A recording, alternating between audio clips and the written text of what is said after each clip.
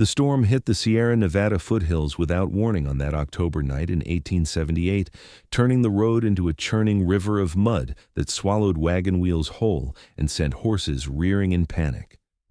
Ryder Brennan had been tracking the lone wagon for the better part of an hour, concerned when he saw it struggling through the mountain pass as darkness fell, and now he watched from his position on the ridge as it finally lurched to a stop, one wheel cracked clean through. The driver slumped forward over the reins. He urged his massive bay gelding down the slope, his broad shoulders hunched against the driving rein, long dark hair plastered to his neck beneath the brim of his hat. The mountains were no place for travelers on a night like this, especially not alone. Ryder had spent the last 8 years carving out an existence in these unforgiving peaks, and he knew better than most what could happen to those caught unprepared. As he drew closer, he realized the driver was a woman, her face pale in the flickering light of the wagon's lantern.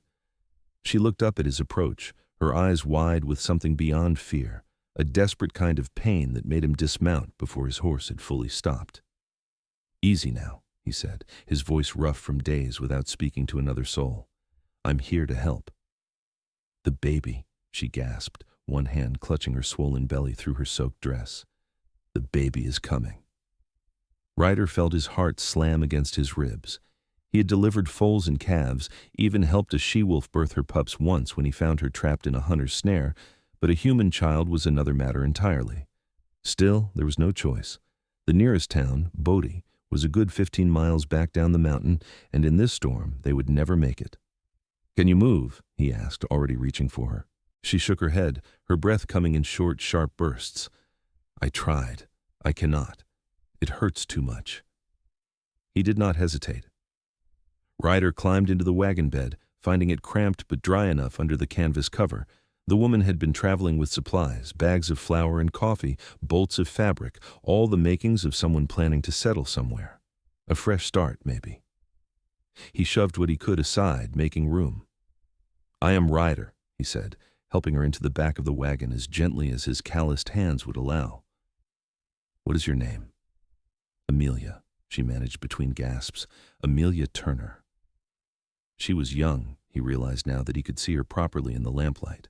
Maybe 22 or 23, with honey-colored hair falling loose from its pins and freckles scattered across her nose.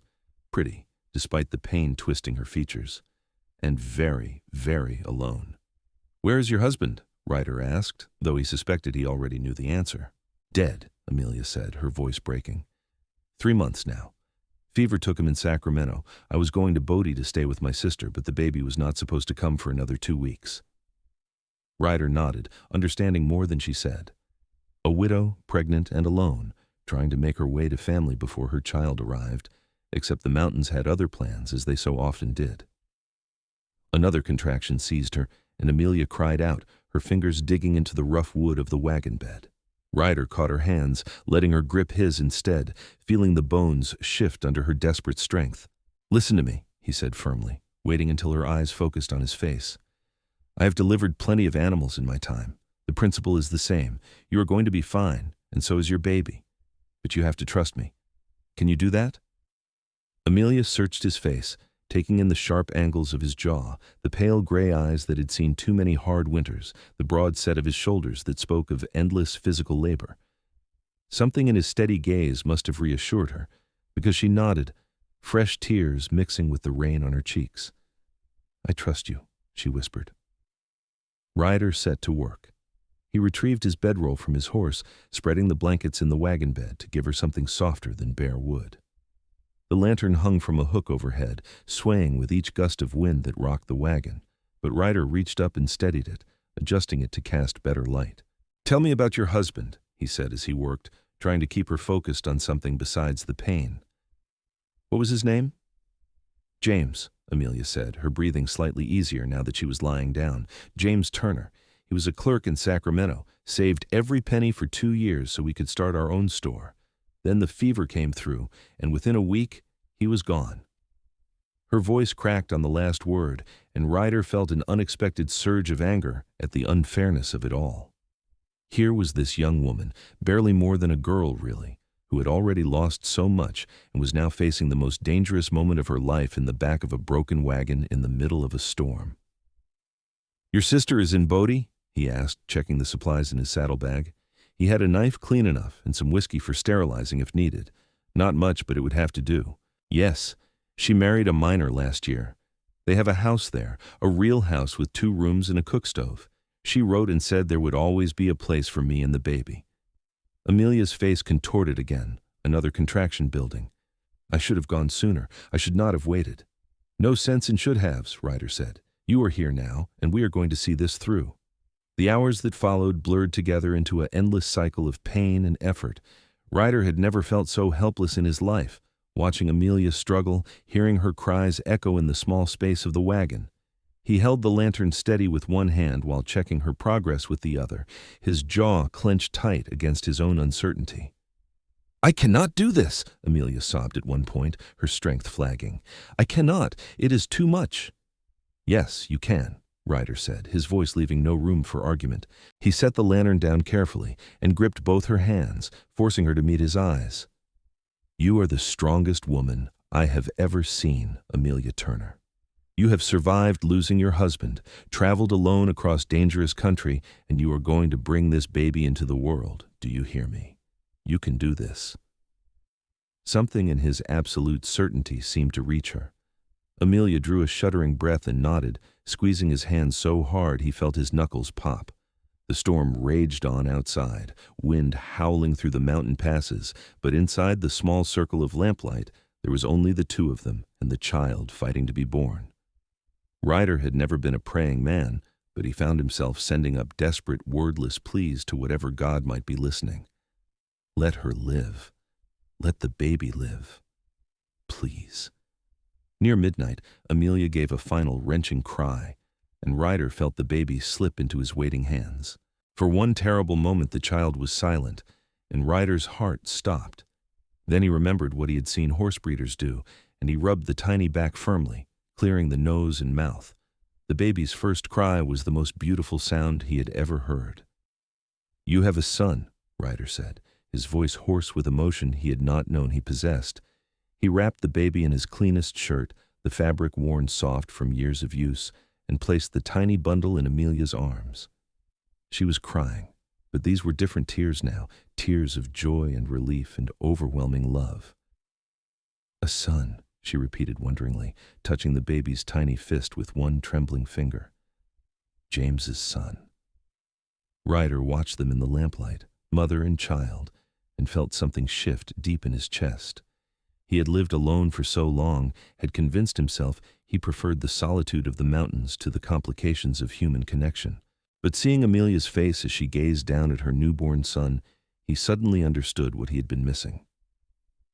"Thank you," Amelia whispered, looking up at him with eyes that shone with gratitude and something else, something that made his breath catch. "You saved us both. I will never forget this." Ryder cleared his throat, suddenly awkward. "We should rest now. The storm will pass by morning, and I will get you to Bodie." But Amelia reached out and caught his hand before he could move away. "Stay," she said softly. "Please, I do not want to be alone." So Ryder stayed, sitting beside her in the cramped wagon bed, the lantern burning low between them, its steady light keeping watch over the small miracle they had witnessed together. Outside, the storm slowly exhausted itself, the rain fading to a drizzle and then to nothing at all. By the time the first gray light of dawn seeped through the canvas, the world was quiet. Ryder had not slept, too focused on making sure Amelia and the baby were breathing, were warm enough, were safe. He had kept the lantern lit all through the long night, trimming the wick when it needed it, refilling the oil from the spare can in the wagon. Such a small thing, keeping a light burning, but it felt important somehow, like a promise that the darkness would not win. When Amelia woke, her first action was to check the baby, who was nestled against her chest, sleeping peacefully. Then she looked at Ryder, who was still sitting exactly where he had been hours before, and smiled. "You kept the lantern burning," she said. "I did not want you to wake up in the dark," Ryder replied. Something passed between them in that moment, an understanding that went deeper than words. This man, this stranger from the mountains, had given her more than just physical help. He had given her his strength when hers failed, his certainty when she had none, his presence when she was utterly alone. And in doing so, he had become something more than a stranger. Ryder cleared his throat and stood, his muscles stiff from sitting in one position all night. "I need to check on the horses and see about fixing that wheel. Then we will get you to Bodie." It took him the better part of the morning to jury-rig a repair to the wagon wheel, using materials from his own supplies and some of the lumber Amelia had been carrying. It would not hold forever, but it would get them to town. He hitched his own horse alongside Amelia's, distributing the load, then helped her back onto the driver's bench, the baby wrapped warmly in her arms. The road to Bodie was rough, but the storm had cleared the air, leaving everything sharp and clean in the autumn sunlight. Ryder rode beside the wagon, ready to help if the wheel gave out again. But it held. They talked as they traveled, Amelia telling him about her life in Sacramento, her dreams for the store she and James had planned, her hopes for her son's future. "What will you name him?" Ryder asked. Amelia was quiet for a moment, looking down at the baby's sleeping face. "I thought James, after his father, but now I'm thinking perhaps Ryder James, if you do not mind." Ryder felt his chest tighten. "I would be honored." "You gave him life," Amelia said simply. "You both deserve to be remembered in his name." They reached Bodie just after noon, the rough mining town spread out in a valley between the mountains. It was a wild place, full of prospectors and gamblers and working girls, all chasing the silver that had been found in the hills. Not the kind of town Ryder usually visited, preferring his isolated cabin in the high country, but he could see why Amelia's sister had ended up here. There was opportunity in Bodie for those brave enough or desperate enough to take it. Amelia directed him to a small house on the outskirts of town, better built than most with real glass in the windows. A woman who could only be her sister came running out before the wagon had fully stopped, her face a mixture of joy and concern. "Amelia, thank God, we have been so worried. You were supposed to be here a week ago." Then she saw the baby and her eyes went wide. This is Ryder James," Amelia said proudly. "And this is Ryder Brennan, who delivered him and saved both our lives." The sister, whose name was Clara, insisted on hearing the whole story, and then insisted even more forcefully that Ryder stay for a meal. Her husband, a jovial man named Peter, who worked one of the more successful claims, joined them, and soon Ryder found himself sitting at a real table, eating real food, surrounded by people who treated him like a hero instead of the hermit he had become. "You should stay in Bodie for a few days," Peter said. "Give those horses a rest, resupply. Clara and I have a spare room since her sister is taking the other. You are welcome to it." Ryder started to refuse, uncomfortable with so much hospitality, but then he caught Amelia's eye. She was sitting by the fire, nursing the baby, and the look she gave him was so full of hope that he found himself agreeing before he fully realized what he was doing. Those few days stretched into a week, and then 2. Ryder found work helping to build a new stamp mill in one of the mining operations, his strength and skill with construction earning him good wages. More importantly, he found reasons to visit Clara and Peter's house every evening, always with some excuse. He had brought fresh meat from a hunting trip. He wanted to check that the baby was thriving. He needed to return a tool he had borrowed. The truth was, he wanted to see Amelia. She was recovering well from the birth, her strength returning day by day. The haunted look that had been in her eyes that first night was fading, replaced by a quiet determination. She talked about finding work in Bodie, saving money to eventually open the store she and James had dreamed of. She was a fighter, Ryder realized, someone who refused to let circumstances break her. One evening, about 3 weeks after that night in the mountains, Ryder arrived to find Amelia sitting on the porch alone, the baby asleep in a basket beside her. The October air had a bite to it, winter coming on fast in the high country. "He is a good sleeper," Ryder observed, settling onto the porch step. "Thank God for that," Amelia said with a soft laugh. "Clara says I'm lucky. Her first screamed for 6 months straight." They sat in comfortable silence for a while, watching the sunset behind the mountains. Then Amelia spoke, her voice quiet but steady. "I've been thinking about that night, about everything you did for me." "Anyone would have done the same," Ryder said. "No," Amelia disagreed. "Not anyone. Most men would have ridden past, not wanting the trouble, or they would have panicked, left me there. But you stayed. You kept that lantern burning all night, and you stayed." Ryder did not know what to say to that. He had never been good with words, had spent too many years alone in the mountains where talk was unnecessary. But he found himself wanting to try, wanting to explain the tangle of feelings that had been growing in his chest every day he spent in her presence. "I could not leave you," he said finally. "Not then, and not now." Amelia turned to look at him, her honey-colored hair catching the last rays of sunlight. "What are you saying, Ryder?" "I'm saying that I have lived alone for 8 years, and I thought that was what I wanted. I thought I did not need anyone, that the mountains were enough. But then I met you, and everything changed." He stood, pacing the small porch, trying to find the right words. "I know it is too soon. I know you are still grieving your husband, and you have a child to think about. But I need you to know that I care about you, Amelia. I care about both of you, more than I have ever cared about anything." Amelia stood as well, moving to stand in front of him. In the fading light, her eyes were very bright. "James was a good man, and I loved him. I will always love him. But he is gone, and I am still here, still alive. And the truth is, Ryder, I care about you too. You are the strongest, kindest man I have ever met. And when I am with you, I feel safe in a way I have not felt since James died." "I do not have much to offer," Ryder warned her. "Just a cabin in the mountains and the work of my hands. It is a hard life up there." "I am not afraid of hard work," Amelia said, "and I think the mountains might be exactly where I need to be." Ryder reached out slowly, giving her time to pull away if she wanted, and cupped her face in his rough palm. "Are you sure? Because if we start down this road, I am not going to be able to turn back. I will want you and Ryder James in my life forever." Instead of answering with words, Amelia rose on her toes and kissed him. It was soft and tentative at first, both of them testing this new territory, but then Ryder pulled her closer, deepening the kiss, and it felt like coming home after a long journey through the cold. When they finally broke apart, both breathing hard, Amelia rested her forehead against his chest. "I am sure," she whispered. "I have never been more sure of anything." The next few months were a whirlwind of change. Ryder found a buyer for most of his pelts and furs, using the money to expand his cabin and make it suitable for a family. Peter helped him haul lumber and supplies up the mountain on several trips, the two men becoming friends in the process. "You are lucky," Peter told him on one of these trips as they were nailing new boards onto what would become an additional bedroom. "Amelia is special.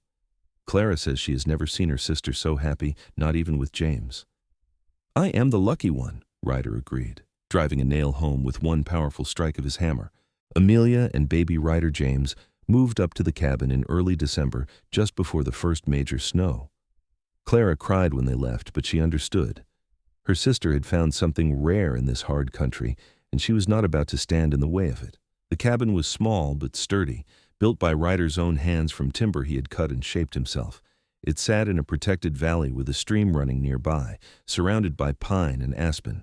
The mountains rose up on all sides, their peaks white with early snow, creating a world that felt separate from everything else. Amelia loved it immediately. She set about making the cabin into a home, hanging curtains she had sewn, arranging their few possessions to maximize the limited space. Ryder had built a proper cradle for the baby, the wood sanded smooth and carved with simple designs. At night, they would sit by the fire, Amelia nursing the baby while Ryder worked on whatever project needed his attention, and it felt more right than anything in his life ever had. Winter in the high country was brutal, but they were prepared. Ryder had laid in supplies enough for 3 people, plus extra in case the snow lasted longer than usual. He taught Amelia how to read the weather, how to tell when a storm was coming by the way the wind shifted and the animals behaved. She proved to be a quick learner, absorbing his knowledge with an eagerness that impressed him. On Christmas Eve, with snow falling softly outside and the cabin warm from the fire, Ryder gave Amelia a ring he had carved from a piece of elk antler, inlaid with a small piece of turquoise he had traded for in Bodie. "It is not much," he said, suddenly nervous, "and I know we have not known each other long. But I love you, Amelia Turner, and I want you to be my wife, if you will have me." Amelia's eyes filled with tears as she looked at the ring, so different from the gold band James had given her, but beautiful in its own way. "Yes," she said, her voice breaking. "Yes, I will marry you, Ryder Brennan." They were wed in the spring as soon as the mountain passes were clear enough to travel to Bodie. Clara and Peter stood up with them, and baby Ryder James, now 6 months old and thriving, gurgled happily through the ceremony. The preacher who married them was the same one who traveled through the mining camps, bringing religion to those who wanted it, and he seemed pleased to be performing a wedding instead of a funeral for once. After the ceremony, there was a small celebration at the saloon, which Peter had rented out for the occasion. The miners and merchants of Bodie were a rough crowd, but they knew how to celebrate, and Ryder found himself swept up in the joy of it all. He danced with Amelia for the first time, her body fitting perfectly against his, and felt like the richest man in California. That night, in the small room above the general store that served as their wedding chamber, Ryder made love to his wife for the first time. He was gentle, conscious of the fact that it had not been that long since she had given birth, but Amelia was eager, pulling him closer, whispering his name like a prayer. Afterwards, lying tangled together in the narrow bed, Amelia traced the scars on Ryder's chest, remnants of his hard life in the mountains. "Tell me how you got this one," she said, touching a long white line that ran from his shoulder to his ribs. "Bear," Ryder said. "5 years ago, I got between a mother and her cubs without meaning to. She took exception to it." "And this?" Amelia asked, finding another scar on his forearm. "Broke my arm when I was building the cabin, said it myself. Did not heal quite right." Amelia kissed each scar as he explained it, and Ryder felt something in him that had been closed off for years slowly opening. He had spent so long alone, had convinced himself he did not need tenderness or connection, but Amelia was teaching him differently. With her, he could be both strong and vulnerable, both the mountain man who survived on his own and the husband who needed his wife's touch. They returned to the cabin a few days later, ready to start their life together in earnest. The mountain valley was in full bloom, wildflowers carpeting the meadows in every color imaginable. Ryder taught Amelia how to fish the stream, how to preserve meat for the winter, how to track game through the forest.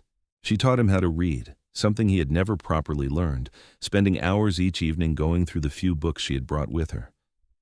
Baby Ryder James grew like a weed, his personality emerging more each day.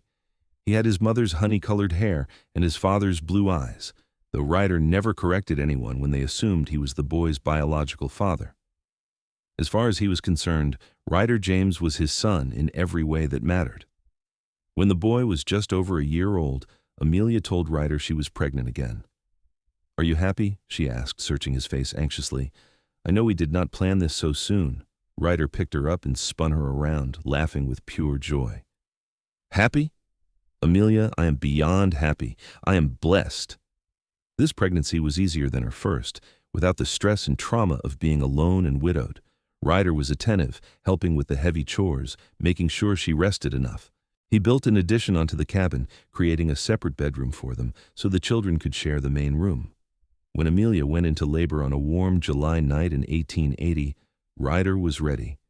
He had everything prepared, the cabin spotless, water boiling, clean cloths laid out, and most importantly, he had the lantern, the same one that had burned all through that first night in the wagon. "For luck," he said, lighting it and setting it where they could both see it. Amelia smiled through her pain. "You and your lantern, always keeping the darkness away."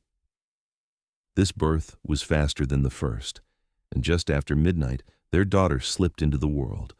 Ryder caught her with the same careful hands that had caught her brother, and felt the same overwhelming surge of love and protectiveness. "A girl," he said, placing the baby in Amelia's arms. "A beautiful girl." They named her Sarah after Ryder's mother, and she was the image of Amelia from the start.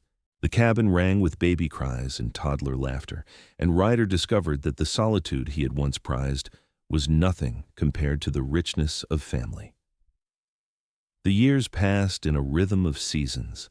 Winters were for staying close to the cabin, telling stories by the fire and working on indoor projects. Springs were for planting the garden Amelia had insisted on, teaching the children about the plants and animals that shared their mountain home. Summers were for exploring, taking long hikes to fishing spots and berry patches. Autumns were for preserving food and preparing for the next winter. When Ryder James was 5 and Sarah was 3, they welcomed another baby, a boy they named Thomas. And 2 years after that, another daughter, Elizabeth. The cabin that had once housed a lone mountain man was now bursting with life and love.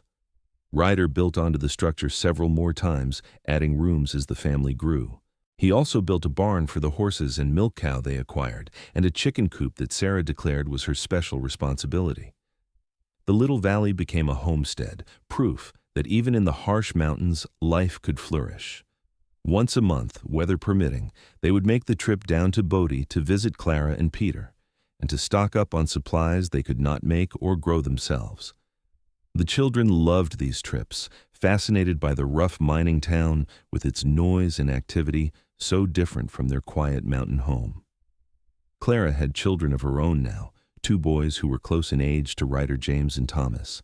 The cousins would play together for hours while the adults visited, and Amelia would always come away from these trips renewed, grateful for her sister's continued presence in her life. On one such trip, when Ryder James was 8, he asked his father about his name. "Mama said you delivered me in a wagon during a storm. Is that true?" Ryder looked at his son, seeing traces of James Turner in the boy's features, but also seeing the person he was becoming on his own. "It is true. Your mama was very brave, and you were very determined to be born, storm or no storm." "Were you scared?" Ryder James asked. Ryder considered lying, then decided the boy deserved honesty. "I was terrified, but your mama needed me to be strong, so I was." That is what you do for the people you love. You find strength you did not know you had. Ryder James thought about this for a moment, then nodded. "I would be strong for Mama too, and for Sarah and Thomas and Elizabeth, and for you." Ryder ruffled his son's hair, his chest tight with pride. "I know you would, son. I know you would." That night, lying in bed in the cabin with Amelia curled against his side, Ryder thought about how far they had come from that stormy night in the wagon. The young widow who had trusted a stranger with her life and the life of her child. The mountain man who had learned that strength came in many forms, including the courage to open your heart. "What are you thinking about?" Amelia asked sleepily. "About how lucky I am," Ryder said. "About how one stormy night changed everything." Amelia shifted so she could see his face in the moonlight streaming through the window. Even after years of marriage and 4 children, she was still beautiful to him, maybe even more so because of everything they had been through together. "I think about that night too," she said. "About how you kept that lantern burning all through the darkness, how you never wavered even when I was sure I could not go on. You gave me more than just help, Ryder. You gave me hope. You gave me a future." "We gave each other a future," Ryder corrected. "You taught me how to live again, how to be part of something bigger than just survival." They kissed, a soft, comfortable kiss that spoke of years of intimacy and understanding. Then Amelia settled back against his chest, his arm wrapped around her, and they drifted off to sleep to the sound of the wind in the pines and the occasional snuffle from one of the children in the next room. The years continued to unfold, each one bringing its own challenges and joys. There were hard times, like the winter when Thomas got pneumonia and they were snowed in, unable to get to a doctor. Ryder and Amelia took turns sitting up with him through the long nights, willing him to fight, to survive. And he did, his fever finally breaking after a week, leaving them exhausted but grateful. There were wonderful times, too, like when Ryder James shot his first deer at age 12, providing meat for the family and earning his place as a capable hunter, or when Sarah learned to read so well that she started teaching her younger siblings, creating a small school in the cabin each morning. When Ryder James turned 15, he started talking about going down to Bodie to find work in the mines, to make his own way in the world. Ryder understood the impulse, remembered his own need for independence at that age, but it was hard to think about his oldest child leaving. "He is not ready," he told Amelia one night. "He is more ready than you think," Amelia said gently. "And he is not going far. Just to Bodie, where Clara and Peter can keep an eye on him. You have taught him well, Ryder. You have taught him to be strong and capable and good. Now you have to trust that he will use those lessons." So when the spring came and the passes cleared, Ryder rode down to Bodie with his son, helped him find a position with one of the mining operations, and made sure he had a place to stay with Clara and Peter. Saying goodbye was one of the hardest things he had ever done, but he did it. because that was what parents did. They raised their children to leave, even when it broke their hearts. Ryder James thrived in Bodie, working hard and saving his money. He came home to visit once a month, full of stories about the mine and the town and the people he was meeting. And when he was 17, he shyly introduced them to a young woman named Margaret, the daughter of a shop owner who he was courting. Ryder looked at his son with this girl, seeing the same mixture of nervousness and hope that he had felt when he first realized he loved Amelia, and had to smile. The circle continuing, the next generation finding their own way. Sarah, meanwhile, had developed a talent for healing. She had always been the one to tend injured animals, to know which plants could help with which ailments. When she was 14, she started accompanying the traveling doctor who visited Bodie and the surrounding areas, learning everything she could. The doctor, an older man named Harrison, who had practiced medicine in San Francisco before the isolation of city life drove him to the frontier, was impressed by her quick mind and gentle touch. "Your daughter has a gift," he told Ryder and Amelia. "With proper training, she could be a real healer." Sarah did go for training, traveling to San Francisco at age 16 to study with a woman doctor there, one of the few female physicians in California. It was further than Ryder James had gone, and for longer, but Amelia was adamant that their daughter be given the same opportunities they would give their sons. Thomas and Elizabeth, still young, remained at home, filling the cabin with their energy and arguments and laughter. Thomas was turning out to be a natural horseman, with plans to start breeding and selling horses when he was old enough. Elizabeth was the artist of the family, always drawing or carving, seeing beauty in everything around her. On the 10th anniversary of their wedding, Ryder took Amelia back to the spot where they had first met, where the wagon had broken down in the storm. It took some searching to find the exact location, but when they did, they stood together in the spring sunshine, remembering. "I was so scared that night," Amelia said, "not just of the birth but of everything. Being alone, raising a child by myself, trying to make a life out of nothing but grief and hope." "You were never alone," Ryder said, "not from the moment I found you. I did not know it then, but I was already yours."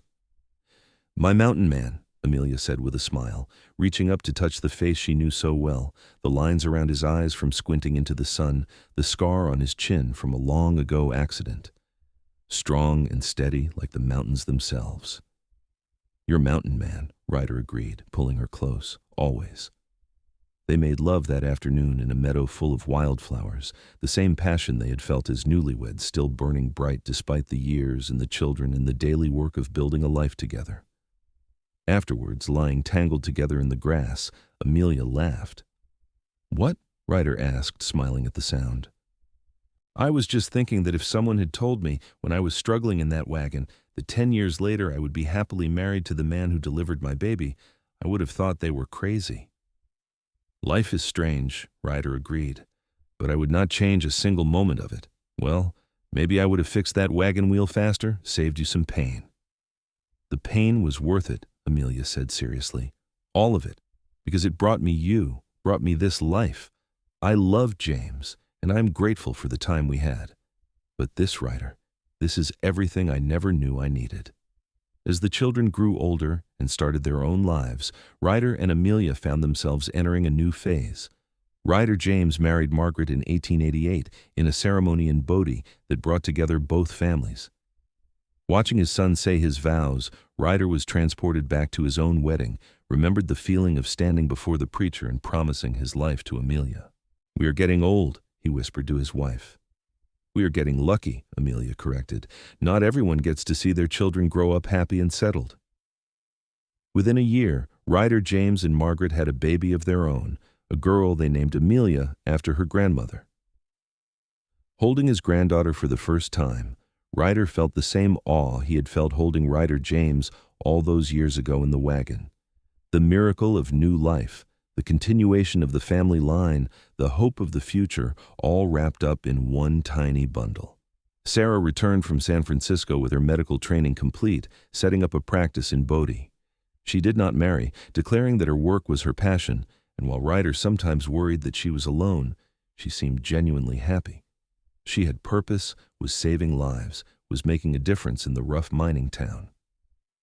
Thomas did start his horse breeding operation, partnering with one of the ranchers in the valley below Bodie.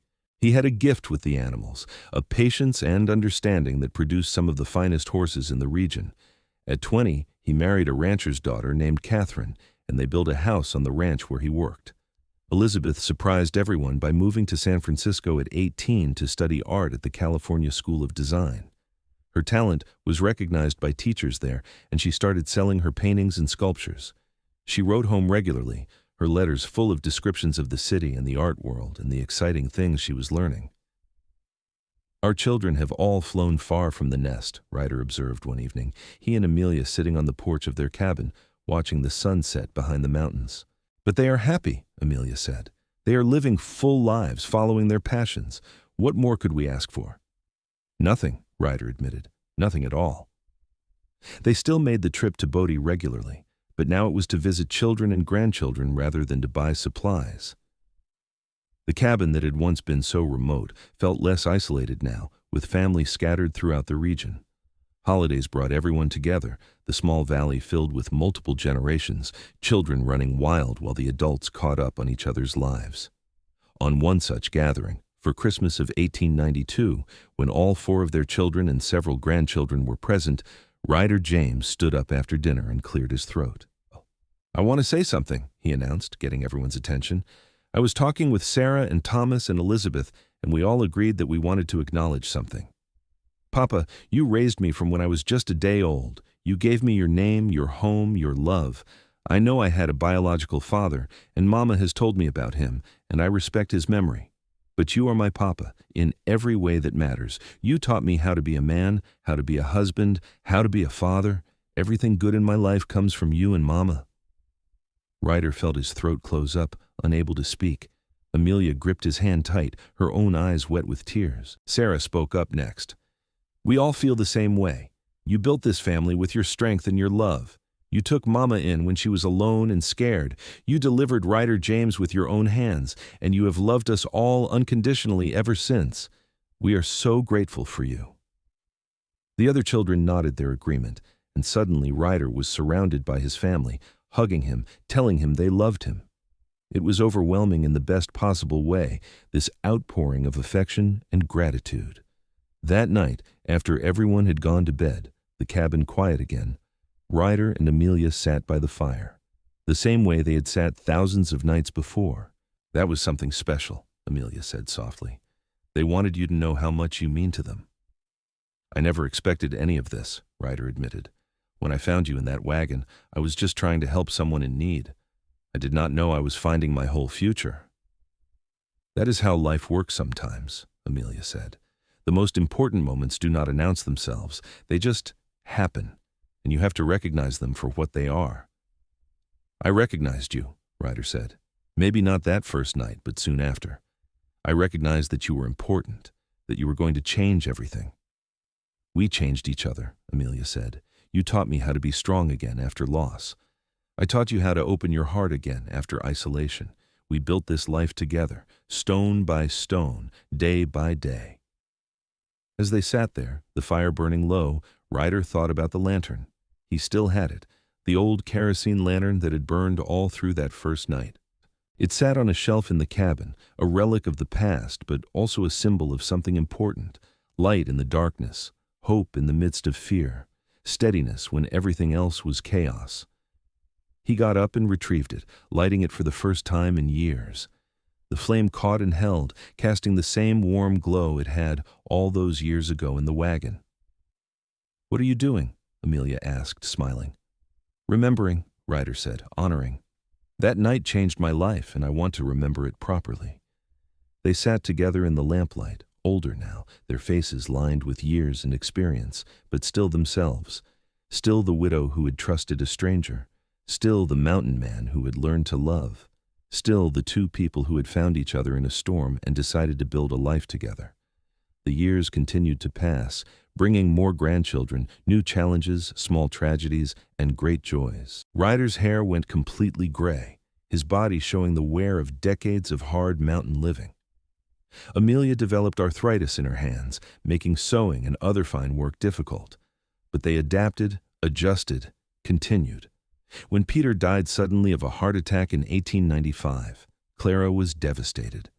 She and Amelia had been close their whole lives, and now Clara was facing the same widowhood that Amelia had once endured. Amelia convinced her sister to move up to the cabin to live with them in the valley. "You took me in when I had nowhere to go," Clara said gratefully, "and now you are doing it again." "Family takes care of family," Amelia said simply. "Always." Having Clara in the cabin was like gaining back a piece of their youth. The sisters would sit for hours talking about their childhood in Sacramento, about the paths their lives had taken, about the grandchildren and great-grandchildren that were starting to appear. Ryder would listen to them sometimes, marveling at how much history they held between them, how much had changed since those early days. On a crisp October morning in 1898, exactly 20 years after that stormy night in the wagon, Ryder woke early and slipped out of bed without disturbing Amelia. He went to the barn and saddled his horse, then rode out to the meadow where he and Amelia had first made love as a married couple. The mountains were magnificent in the autumn light, the aspen turning gold, the air so clear it seemed he could see forever. He sat on his horse, looking out over the valley that had been his home for so long, and felt a profound sense of peace. He had lived a good life. He had loved and been loved. He had raised children who were good people, had built a legacy that would continue long after he was gone. What more could a man ask for? When he returned to the cabin, Amelia was awake, making coffee, Clara helping her with breakfast. They looked up when he entered, and Amelia smiled, that same smile that had caught his heart all those years ago. "Where did you go?" she asked. "Just riding," Ryder said, "thinking about how lucky I am." "We are all lucky," Clara said, "to have found each other, to have built this family." That afternoon, Ryder James and his family arrived for a visit, along with Sarah.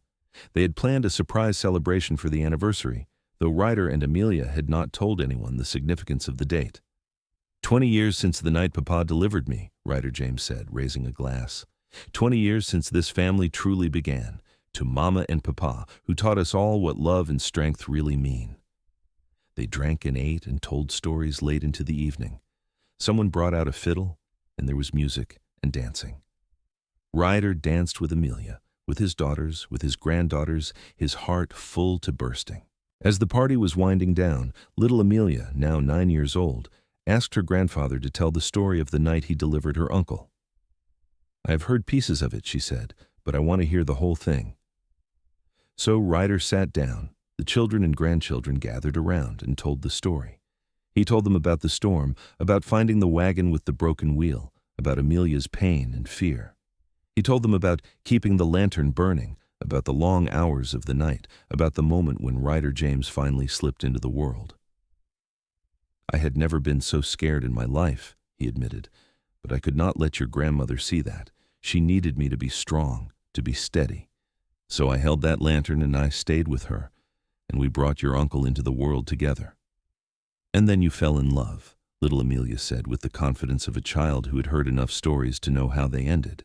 "And then we fell in love," Ryder agreed, looking at his wife. "Though it did not happen all at once. It grew over time, like a seed planted in good soil. Every day it got stronger, until I could not imagine my life without her." "That is how the best love works," Amelia added. "Not in a flash, though there was certainly attraction from the beginning, but real love, lasting love, that builds over time, through hard work and trust and choosing each other every single day." The younger children might not have fully understood, but the older ones nodded, seeing the truth in what their grandparents were saying. This was the legacy Ryder and Amelia were passing down, not just stories of the past, but lessons for the future. After everyone had left or gone to bed, Ryder and Amelia once again found themselves alone by the fire. Clara had retired early, giving them privacy on this anniversary. "Do you ever regret it?" Amelia asked suddenly. "Taking on a widow with a baby? You could have had an easier life." "Easier?" Ryder shook his head firmly. "Maybe, but not better. Never better. You and our children are the best thing that ever happened to me, Amelia. I was half alive before I met you, just going through the motions. You taught me how to really live." "We saved each other," Amelia said. "That is the truth of it. I needed you that night in the wagon, needed your strength and skill." But you needed me too, needed something to care about beyond mere survival. We completed each other. They made love that night with the tenderness of long familiarity, their bodies fitting together perfectly despite age and changes. Afterwards, Amelia fell asleep in Ryder's arms, her breathing slow and steady. Ryder stayed awake longer, looking at her in the dim light. Her hair was mostly gray now, her face lined, but she was still beautiful to him. Still the brave young woman who had trusted him with her life. Still his Amelia. He thought about the lantern, about how such a small thing had become so symbolic. Keeping light in the darkness, staying steady when everything else was chaos. Being present, always present, for the people you loved. That was what he had tried to do for 20 years. Be present, be steady, be the light when Amelia needed it, when the children needed it, when the family needed it. And in return, they had given him more than he ever could have imagined. Purpose, joy, love that ran deeper than the mountain roots. The next morning, they woke to the first snow of the season, fat flakes drifting down from a white sky. Clara made breakfast while Ryder went out to tend to the animals. When he came back in, stamping snow from his boots, Amelia was sitting at the table with a strange expression on her face. "What is it?" he asked, immediately concerned. "I am pregnant," she said, and then laughed at the shocked look on his face. I know. I am 42 years old. I thought those days were behind us, but apparently not." Ryder sat down heavily, his mind reeling. Another baby, at their age, after all these years. It should have been daunting, maybe even unwelcome, but instead, he felt excitement building in his chest. "How do you feel about it?" he asked carefully. "Terrified," Amelia admitted, "but also happy. One more child, one more chance to do this thing we are apparently good at. What do you think?" "I think we better start working on the cabin again," Ryder said, and they both laughed. The pregnancy was harder than her previous ones, Amelia's body older and less resilient. Ryder was constantly worried, hovering, until she finally told him to stop treating her like she was made of glass. "I have done this before," she reminded him, "multiple times. I know what I'm doing." Still, when her time came in June of 1899, Ryder was nervous in a way he had not been even that first night in the wagon. He knew too much now, knew all the things that could go wrong. Sarah was there to help, her medical training making her infinitely more qualified than Ryder, but he still found himself pacing, unable to settle. "Papa, sit down," Sarah said firmly. "You are making Mama nervous." So Ryder sat, holding Amelia's hand, wiping her forehead with a cool cloth, murmuring encouragement. And when their son finally arrived in the gray light of dawn, healthy and screaming, Ryder felt tears running down his face. "We're too old for this," he said, laughing and crying at the same time. "Clearly not," Amelia said, exhausted but triumphant. They named him Daniel, and he was the last of their children, the baby of the family. His older siblings doted on him, and his nieces and nephews thought it was hilarious that they had an uncle younger than they were. Raising Daniel brought back memories of raising the other children, but it was different too. Ryder and Amelia were older, more patient, less worried about every little thing. They had the confidence that came from experience, the knowledge that children were more resilient than they seemed.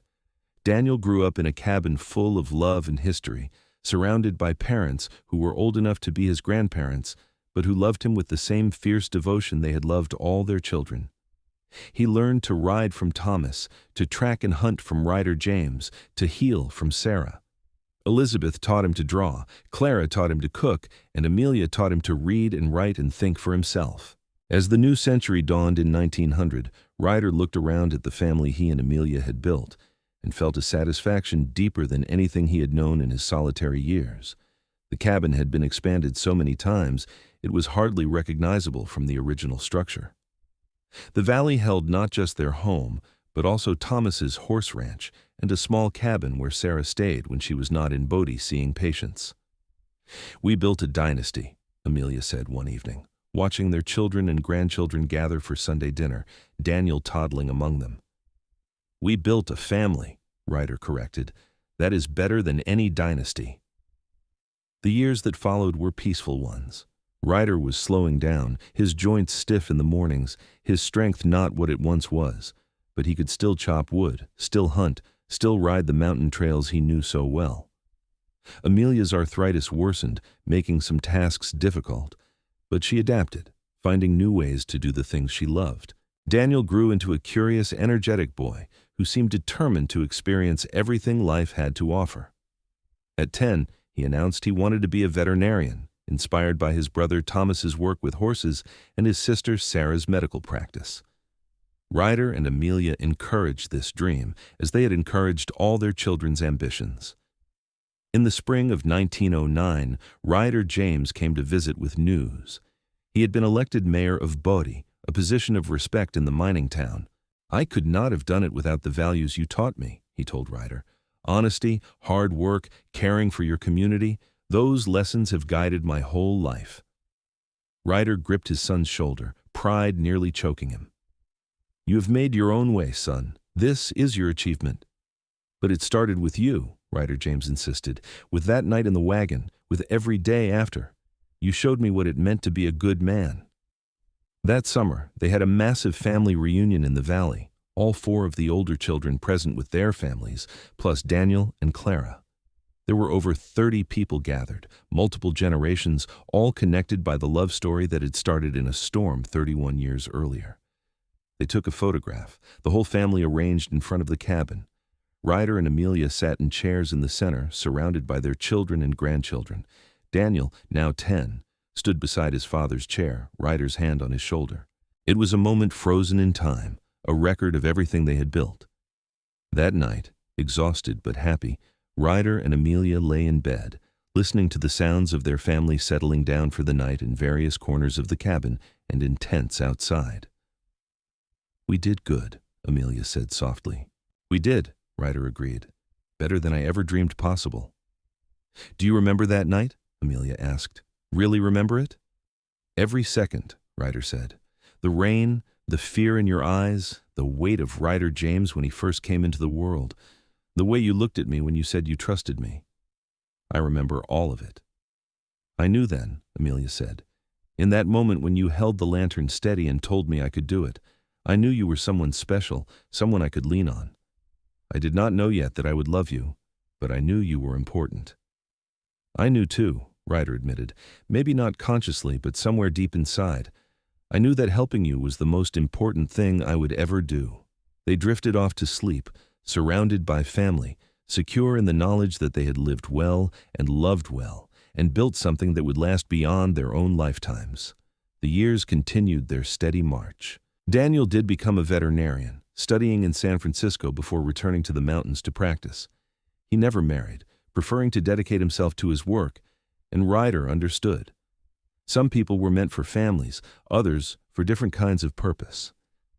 Sarah finally did marry, at age 50, to the traveling doctor who had first encouraged her medical studies. They continued to work together, bringing healing to the remote communities of the Sierra Nevada.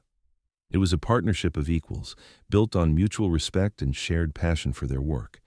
Elizabeth became known as one of California's most talented sculptors, her work displayed in galleries throughout the state. She married another artist, and they had one daughter who showed every sign of following in her mother's creative footsteps. Thomas's horse ranch became one of the most successful in the region, his animals known for their strength and temperament. He and Catherine had 6 children, all of whom worked the ranch in some capacity. And Ryder James remained mayor of Bodie for over a decade, guiding the town through changes as the mining boom began to slow. He and Margaret had 4 children total, and all of them carried the values he had learned from Ryder and Amelia. In the fall of 1915, Clara passed away peacefully in her sleep at the age of 73. Her funeral brought the family together again, everyone coming to pay respects to the woman who had taken in her widowed sister and her sister's new family all those years ago. "She made our life possible," Amelia said at the service. "When I had nowhere else to go, she offered me a home. And she never stopped being there for me, for us, for all of you. We honor her by continuing to care for each other the way she cared for us." Ryder held Amelia as she cried, the loss of her sister cutting deep.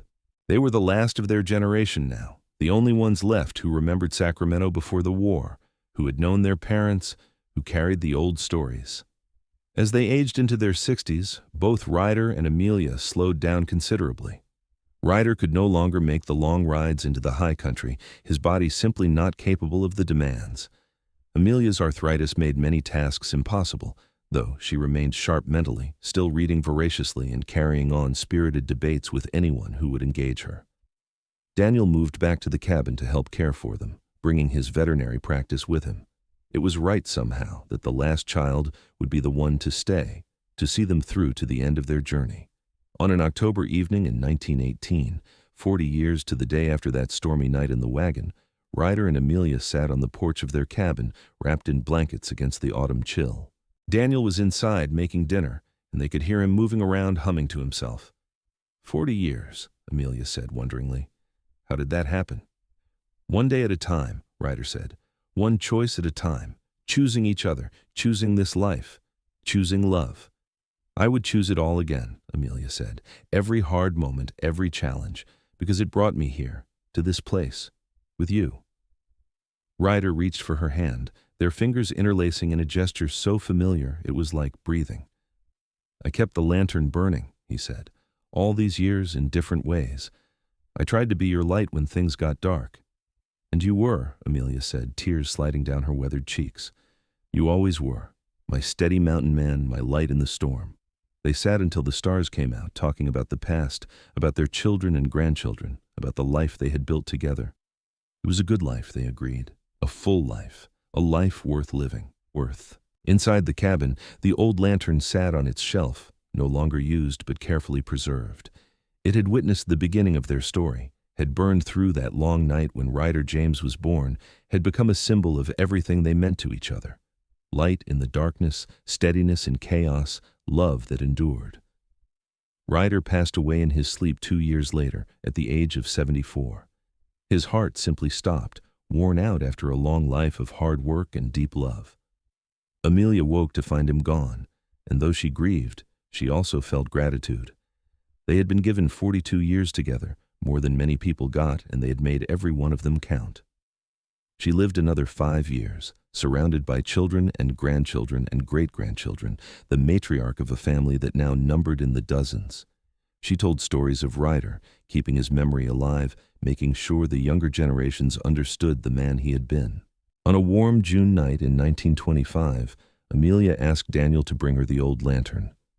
"Light it for me," she said, "one last time." Daniel did as she asked, the flame catching and holding, casting that familiar warm glow.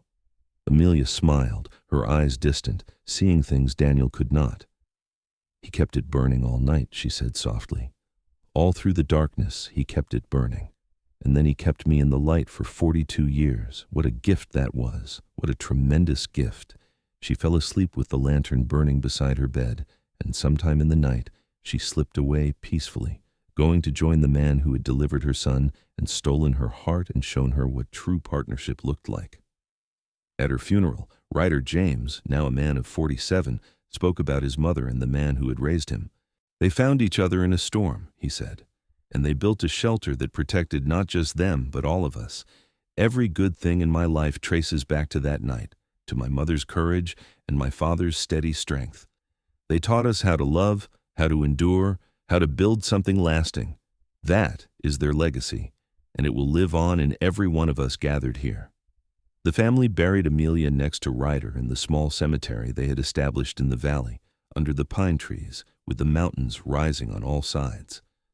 On her headstone, beneath her name and dates, they inscribed a simple phrase: "She trusted a stranger in the storm, and found her home." On Ryder's headstone, equally simple: "He held the lantern steady all night, and for all the nights after." The cabin remained in the family, passing through generations, always occupied by someone, always full of life and stories. The valley that Ryder had once inhabited alone became known as Brennan Valley, and the family that grew from that one stormy night continued to flourish.